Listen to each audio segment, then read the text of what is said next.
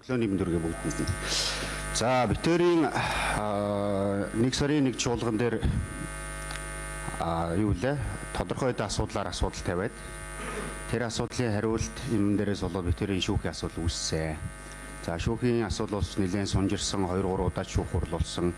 Нэг удаа миний талд гараад давцаалдаад ингэж явсараад Эрдэнийн Батүлийн талд шийдвэр гарч би уучлах юм одоо шийдвэр гарсан байна. За энэ шийдвэрийг биелүүлэхээр би бол хурлын дарагт бол 2-3 удаа чуулган дээр гэсэн учраас хурлын дарагт асуудлаа тавьж хандсан. За тухайн чуулганууд бол хотын дарга байгаагүй байсан учраас битэрээс чуулгануудаас төдийлөн хамт байж таарахгүй байгаа гэсэн учраас ингээд энэ шүүхийн шийдвэрийг биелүүлэх ажил бол ингээд бас нэлээд сунжирсан гэдгийг хэлчихье.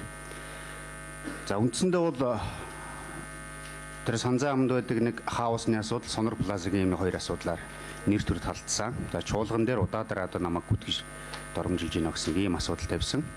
Тэгээ би бол яг зүгээр залуу хүнүүд бол нэг айхтар шүүх цагдаа дээр давзаалдаад ингээм янз бүр явахыг бол хүсээгүй.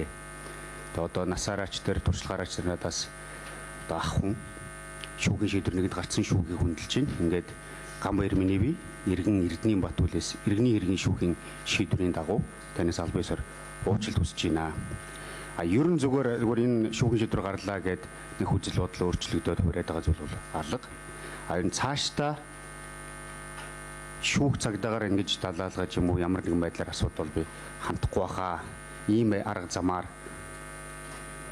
цөөхийнхөө дууг хорих тийм ажиллагааны явагдахгүй баха гэж найдаж байгаа. Тэгээ танаас албан ёсоор уучлалт хүсэж байна. Батүл. Тэгэхээр Гамбаяр төлөөлөгч сая шүүхийн шийдвэрийг гүйцэтгэж байгаа юу? Аль эсвэл шүүхийн шийдвэрийг гүйцэтгэх нэрийдлэр өөрийгөө булзааруулсан зүйл ярьж буй энийг би сайн ойлгосонгүй. Шүүхийн шийдвэрээр тухайн шүүхийн шийдвэр дээр бол тухайн холбогдсон асуудлаар янз бүрийн тайлбаргүйгээр уучлахыг шаардсан байна. Тэгэхээр чи бол одоо сая гүжирдсэн тухайгаад одоо уучлахсан гэж ойлгож болох уу? Гүжирдсэн гэдгээ хүлээж уучлахуулаа гэж ойлгож болно тийм ээ? Тий, гүжирдсэн учраас уучлахгүй гэсэн байна. Тийм учраас тийм байдлаар уучлахсан гэж ойлгосон шүү. За тэгээд яг хөө зүгээр энд дээр нэг юм харагдаж байгаа. Манай чуулган дээр ялангуяа бас хөрвөснийх нь асуудлыг бол ярьж болно, шүүмжилж болно. Тэрийг бол бид нар хүлээн зөвшөөрч байгаа. Улс төржиж болно. Гэхдээ үнслэхгүйгээр янз бүрийн гүтгэлгийн имийг хийж болохгүй.